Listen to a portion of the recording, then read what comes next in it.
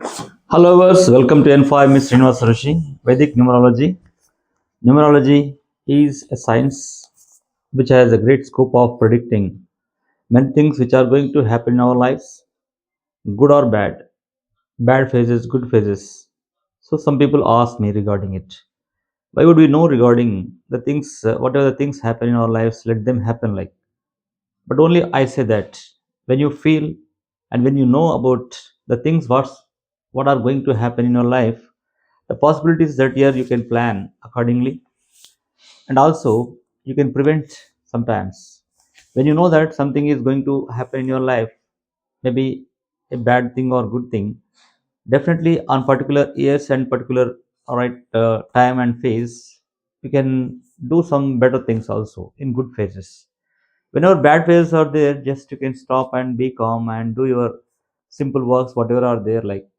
And there is a possibility of preventing anyhow if any accident, for example, sometimes on particular phase, if accident is predicted, we can prevent that accident also. If any divorce is predicted, we can try to avoid the divorce also. If any miscarrying is predicted, we can stop that miscarrying also. Like whatever the bad incidents are going to happen in our life, definitely we are going to predict it, and at the same time we can prevent it also. That's what, when you predict you can prevent it. That's what, know about the things what's really happening in your lives, so that you'll have that remedies definitely, and you can move forward accordingly. So just subscribe, share, and like the right video. Definitely it is useful for so many people, because everything is hidden in India itself. Everything, the world, universe, entire hidden in India itself. India has lot of knowledge and many scriptures and Vedas, like right.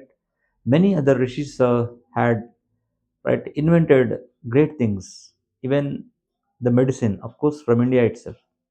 And when science was not there, there was ancient science like astrology, astronomy, and numerology.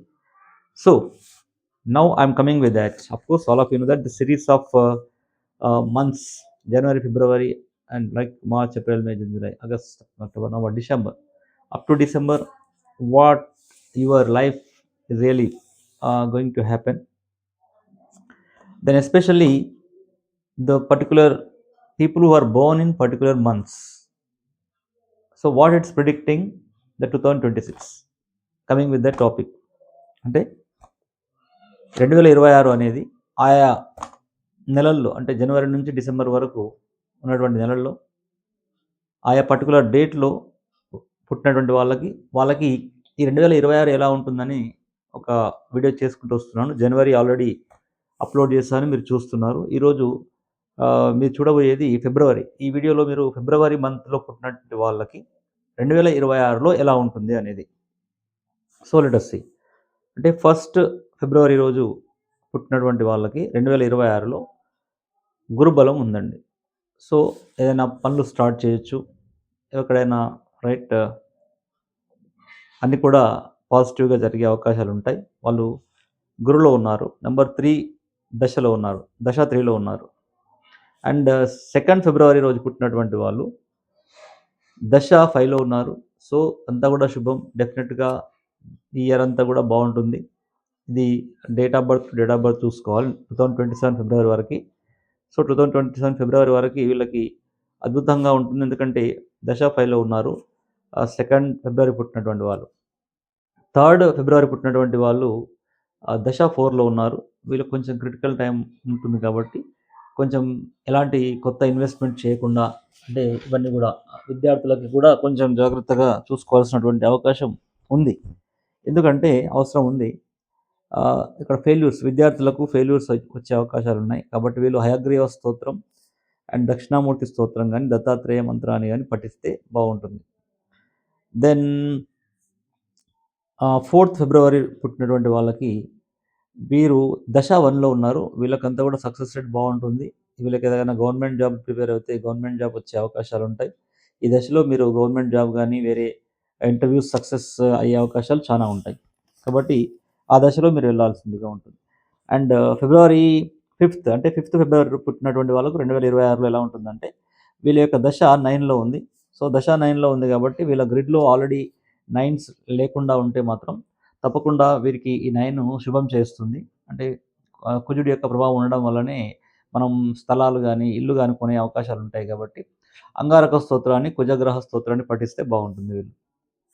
తర్వాత వచ్చి 6th ఫిబ్రవరి 2026లో పుట్టినటువంటి వాళ్ళకి వీళ్ళకి దశ 4 వస్తుంది. మళ్ళీ వీళ్ళకి కూడా కొన్ని ఫెయిల్యూర్స్ అవి కనబడుతున్నాయి కాబట్టి గ్రహ స్తోత్రాన్ని పఠించండి మీరు. తర్వాత దక్షిణామూర్తి స్తోత్రాన్ని పఠిస్తే విద్యార్థులకి మంచి జరుగుతుంది. అండ్ 7th ఫిబ్రవరి రోజు పుట్టినటువంటి వాళ్ళు 7th ఫిబ్రవరి రోజు పుట్టినటువంటి వాళ్ళకు 2026లో దశ 7 నడుస్తుంది కాబట్టి డిటాచ్మెంట్స్ అంటే లవ్ బ్రేకప్స్ కావచ్చు, డివర్సెస్ కావచ్చు, ఇలాంటి సంఘటనలు ఏమైనా జరిగే ఉంటాయి.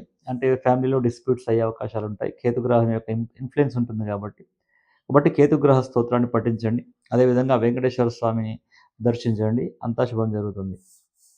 నెక్స్ట్ దశ 8th ఫిబ్రవరి పుట్టినటువంటి వాళ్ళకు 2026లో ఎలా ఉంటుందంటే వాళ్ళకు దశ 1లోకి వస్తున్నారు. అంటే దశ 1 అంటే చెప్పాను కదా ఆల్రెడీ సూర్యుడి యొక్క ప్రభావం వాళ్ళ పైన ఉంటుంది. అద్భుతంగా లైఫ్ లీడ్ చేస్తూ ఉంటారు వీళ్ళు. తప్పకుండా ఈ ఇయర్ వాళ్ళకి జాబ్‌లో సక్సెస్ వస్తుంది. గవర్నమెంట్ జాబ్స్ వచ్చే అవకాశాలు ఉంటాయి. అదేవిధంగా ఇంటర్వ్యూలో సక్సెస్ అవుతారు. బిజినెస్‌లో సక్సెస్ అవుతారు.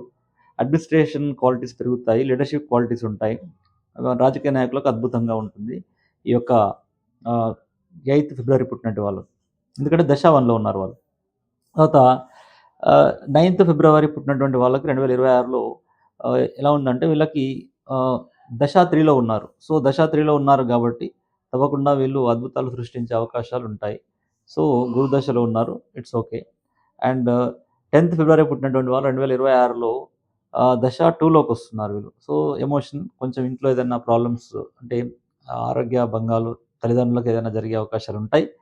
లేదా మానసికంగా కొంచెం బాధపడే అవకాశాలు కనబడుతున్నాయి కాబట్టి చంద్రగ్రహ స్తోత్రాన్ని పఠించండి.